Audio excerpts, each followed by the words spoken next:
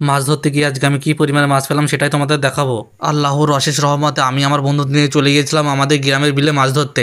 আর আমার সাথে এসেছে আমার এই বন্ধুরা মিজানুর, দেখো সিপ, আর এটা হচ্ছে কি বলতো, এটা হচ্ছে আটা। এই আটা দিয়ে আমরা মাছ ধরার টোপ করব। এবং মাছ ধরার জন্য প্রথম শর্ত হচ্ছে মাছ ধরার চারা তৈরি করতে হবে, এবং সেই চারাটা আমি কিভাবে তৈরি করি চলো তোমাদের দেখাই। প্রথমে তোমরা বাড়ি থেকে কিছু ময়দা নিয়ে যাবে এবং সেগুলো জল দিয়ে ভালো করে মাখিয়ে নেবে, এবং ময়দাটা মাখতে মাখতে একটু শক্ত হয়ে গেলে বুঝবে চারা তৈরি করা রেডি। তারপরে এটা ভালো করে বড়শিতে লাগিয়ে নিলেই তোমাদের কাজ মোটামুটি কমপ্লিট। তো যাই হোক, আমাদের মাছের বড়শি কাটা কিন্তু পুরোপুরি কমপ্লিট। তো এবার হচ্ছে দেখার পালা আমরা মাছ আদতেও পাই কিনা।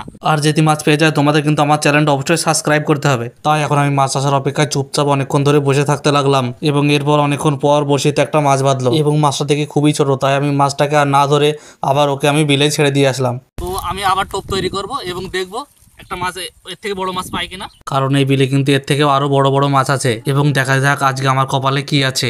তাই আমি একটু দূরে সরে গিয়ে মাছগুলো ধরতে লাগলাম, কারণ এক জায়গায় তো বারবার আর মাছ আসবে না। তাই আমি বিলে আবার ছিপ পেলাম এবং অপেক্ষা করতে লাগলাম একটা বড় মাছের। তো তোমরা দেখতে থাকো আজকে আমার কপালে মাছ আছে কিনা। আর এই মাছ ধরা কিন্তু খুব একটা ধৈর্যর কাজ, সহজে কিন্তু মাছ বাঁধে না। যাদের ধৈর্য নেই, যাদের ধৈর্য অল্প, তারা কিন্তু এই মাছ ধরতে পারবে না।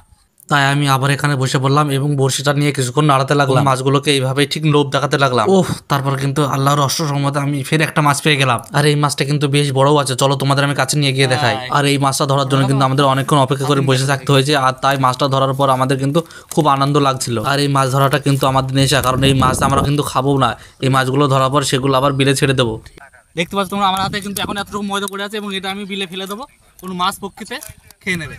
আমার ভিডিওতে তোমাদের ভালো লাগে তো যারা ইউটিউব থেকে দেখছো, যারা আমার চ্যানেলটা অবশ্যই সাবস্ক্রাইব করবে, এবং যারা ফেসবুক থেকে দেখছো তারা আমার চ্যানেলটা কিন্তু ফলো করবে, আর তোমার বন্ধুদের মাঝে শেয়ার করে তাদের একটু দেখার সুযোগ করে দেবে।